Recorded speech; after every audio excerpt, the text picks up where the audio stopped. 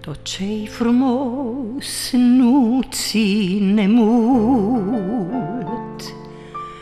numai necazul pe pământ. Nici chiar viața n-o poți avea, doar câte zile ți dă soarta. Doi copilași noi am crescut și greutăți multe am avut. Am fost săraci, dar fericiți, am fost și tare necăjiți, dar am învins că n-am iubit.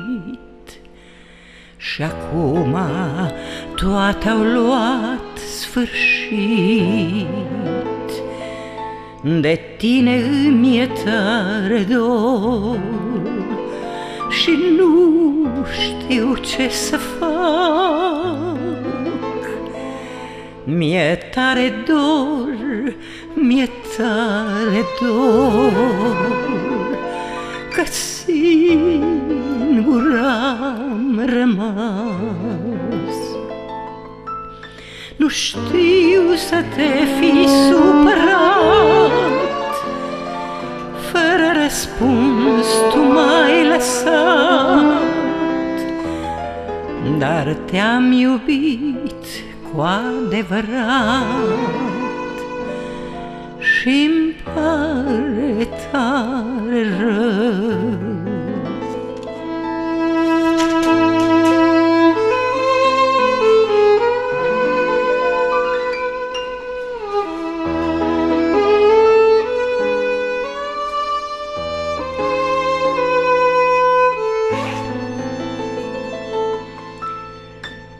Azi noapte-n vis eu te-am visat și te-am văzut înlăcrămat.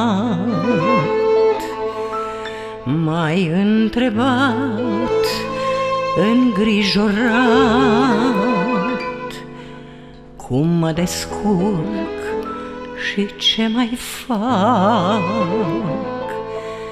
Prietenii te-au mai căutat sau cu vorba te-au mângâiat. Draga mea, nu te necăji, că așa se poartă oamenii. Doar când necazuri și ei au, atunci seama bine și dau ce ne-nseamnă să fii necăjit și despărțit de cel iubit.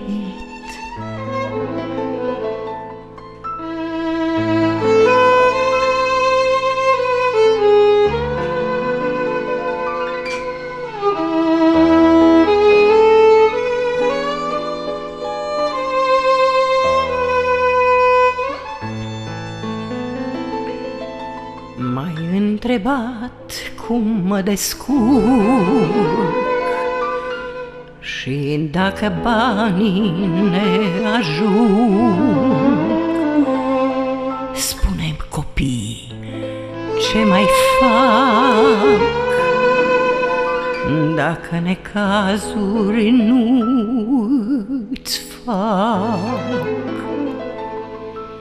Ferește-i de greu și dușman și nu-i certa de strică bani. Ferește-i de rău cum tu știi, că ei sunt ai noștri copii. apărăi de lumea rea. Mângâiei la rău nu-i lăsa.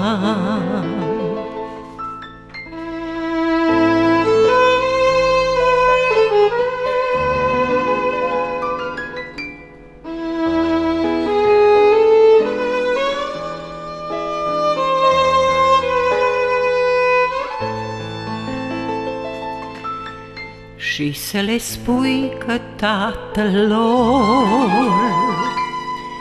i-a iubit mult și că e dor.